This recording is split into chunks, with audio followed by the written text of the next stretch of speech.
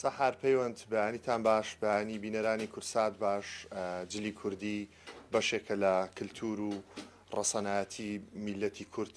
یەکێکە لەو ڕەمزانی کە کورد شانازی پێوە دەکات لە دێر زمانەوە جۆرەها جلوبەرگی کوردیمان هەیە و تا ئێستاش ماوەتەوە تا دێر زمانیش هەر بەردەوام دەبێ لەگەڵ نزیک بوونەوەی بۆنە و جەژنەکان بە تایبەتی نەورۆز و هەروها جژنە ئاینەکانی ڕەمەزان و قوربانیش خواستی هاوڵاتیان بۆ کڕینی جلوبەرگ زیاد دەکا هەم لە ناو خانمان هەم لە ناو پیاوانیش دیارە من ئێستا لە حاجیاوام لە دوکانێکی دوورینی جلوبەرگی کوردی پیاوان خۆم جلوبەرگی کوردیم لەبەرا دیارە هەر ئەوان بۆیان دووریوم جا من لەگەڵ وەسا عەبدوڵڵا دەمەوێت باسی ئەو جۆرە جلوبەرگانە بکەم کە ئێستا خواستی لەسرە هاوڵاتیان دەیدورن چ جۆرە جلێکە مۆدێلەکانیان چیە نرخوشت چۆنە وردەکاری زیاتر لەگەڵ عەبدوڵڵا ئیسماعیل باز دەکەین کە وەسا عەبدوڵڵا سڵاوت لێبێت ئەم کاتت باش زۆر سپاس دەکەم لەگەڵ نزیکبوونەوەی جەژن و بۆنەکان خواستی هاوڵاتیان بۆ کڕینی جلوبەرگی کوردی بۆ دوورینی جلوبەرگی کوردی چۆنە بەخێر بێن کە خالیجان خۆشحاڵین بە هاتنتان باحقەت جلی کوردی لە منتیقەکانی ئێمە جیاوازە منتیقی ئێمە زیاتر هەموو کاتەکان بەکاردێ بەڵام لە کاتی بۆنەکان بەتایبەت لە کاتی نەورۆز و جژنەکان زۆر دەوێ ماشەڵڵا یعنی ئەوەی قەتشی لەبەر نەکرد بە بیر دەکاتەوە دێت جلەی کوردی هەر دەدرێت باش تا چەند ینی ئێستا سەران قاڵە بۆ درینی جلی کوردی خواستەکە زۆرە ینی هەیە دەڵێت بۆ پێش جەژن بۆم بدور و هەیە ئێرە خەڵک زۆر دێتەوە لە ئەوروپا بۆ جەژن دێمەوە بۆمان بدورن وەڵا بەنسبەت کاتەکان ئێمە هەموو کاتێک قەرەباڵگن سوپاس بخۆی بەڵام لە کاتی بۆنەکان زیاد لە پێویستە بۆ نمونە ئێمە نزیک بۆ مانگێک دەچێت زیاترە جی جژنمان نەماوە بڵین کاتی جژنمان نەماوە وەرگین ئێستا زیاتر بۆ 20 ڕۆژ 22 ڕۆژ دوای جژنی ڕەمەزان قاتی وەردەگرین بەڵام ئێمە ئێستا زۆرمان تەواو کردووە لە ئەوروپای نەهاتوێنەوە زیاتر قیاسمان لەلایە ڕەنگەکان داوا دەکەن ڕەنگەکانیان دەدەینە بڵین بۆیان دەنێرین بۆ خۆیان شتێک پێشنیار دەکەن و جۆری دوورنەکانیان بۆ دەنێرین شێوەکان شتێک دیاری دەکەن و هەتا دێن و بۆیان حازر کردوون هەمویان بەحانێ زۆر باشە جاوەسا عەبدوڵڵا من دەمەوێت هەندێک لەوانەی کە دووریوتانە پیشانمان بدەی بۆی هاوکارانیشم سەحەر و پەیوەند ئەو جۆرانە ببینن بینەرانیش بیان بینن ئەو جۆرە جلوبەرگە کوردیانە ئەمە چ جۆرێکە بۆ نمونەگەر پێی دەڵێن سنەی نێچیریشی پێ دەڵێن و ئەسڵی خۆی سنەیە لە سنێواتەوە مۆدیلە بەڵام ئەوە 4-5 نەویە هەر ئەوەیان هەیە سەرشانی پێ دەڵێن کە تافی بۆ دەکا باخەڵی بۆ دەکا هەیە بڵین قۆڵەکانی ئەوەدا دەخرێ وەکو قەمیسی هەیە قەمیسی دروست دەکا بەڵام نەوعی کەشمانێ هەر ئەلاویە ئەوەیانە قۆڵەکەی سادەیە ئەوە شار نێچیریە طبعاً پێی دەڵێن سنیە و نێچیری پێ دەڵێن دوو نەوعی پێ دەڵێن جا دواتر کراسی هەیە کراسی داخراو هەیە کراسی کراوە هەیە لەگەڵ قەمیسی لەبەر دەکرێ مراتخانی هەیە چۆغی وەکوی جەنابەت هەیە ئەنواع مۆدیلاتی هەیە ئێستا لەناو ئەو جۆرە با بڵێن لەناو ئەو شێوازانەی کە ئێستا هاوڵاتیان دەیدورن کامیان زیاتر باوە ینی خەڵک زیاتر حەزی لە کامیانە ئەگەر بۆ کامێرەکەش وەکو مۆدیلی دوورینەکان کە بڵین زیاتر گەنجانە ئەو مۆدیلی زۆر دەدورێ ئەوەی کە سەرشانی سنەیە باخەڵی پێوەیە و سەرشانی پێوەیە هەرچەند سادەکە شێر هەیە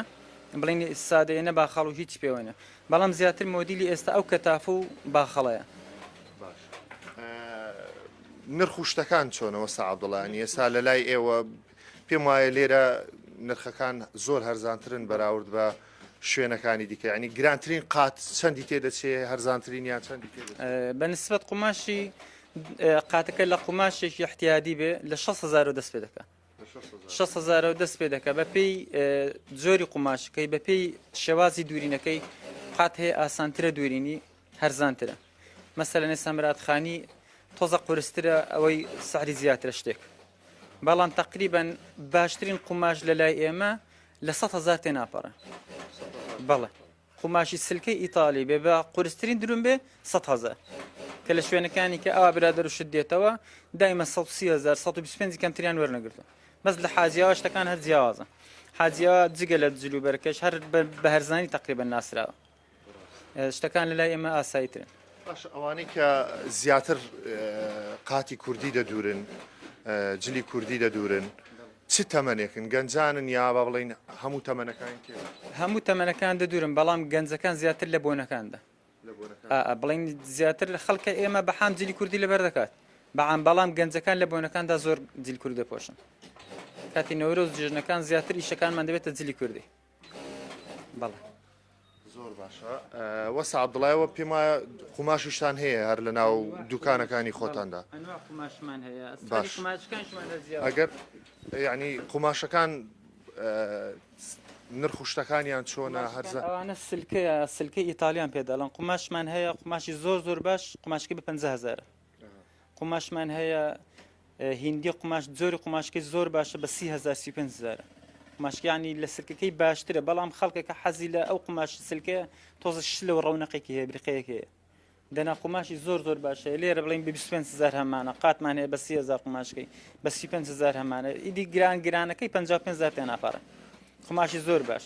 زۆر جاریش بۆمان دێسە لەو یەک دو ڕۆژێ برادێک ماتوو بە ئۆنلاین داوای کرد بوو سینیەک بوو قوماشکی سینی بای 20,000 گوتی 6,000 لێوەرگتم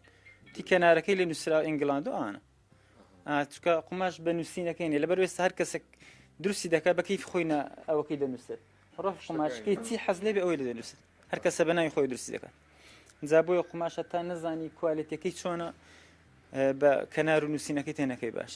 زۆر باش دەست خۆش بێ وەسە عەبدوڵا کە لەگەڵ مابووی سەحەر پەیوەند دیارە وەکو وەسە عەبدوڵا باسی کرد لەگەڵ نزیک بوونەوەی جەژن بە تایبەتی نەورۆز و جەژنی لێتەوە نزیکە خواستی دوورینی جلی کوردی زۆر زیادی کردووە من خۆشم نزیکی 25 ساڵە لە لای وەسە عەبدوڵا جلە کوردیەکانم دەدورم ئەمەشان بەر لە نەورۆز بۆی دووریوم پێشنیاز دەکەم ئەوانەی کە دەیانەوێت جلێکی کوردی جوان و هەم نرخێکی گونجاویش بکەن سەردانی وەسە عەبدوڵا بکەن بۆی قاتێکی جوانی کوردیان بۆ بدورێت کەواتە ئێمەش ئەگەر بۆ باوکمان بۆوان کە هاتین بۆ ڕانیە لە حاجیاوە خالی دەبێنێتی بەلای وەستا عەبدوڵا دەستەکانی خۆش بێ ئێوە وەرن بە سپۆنسەری خۆم سەردانی وەستا عەبدوڵا دەکەین لێرە جلێکی جوان هەم بۆ باوکتان هەم بۆ براو کەس و کار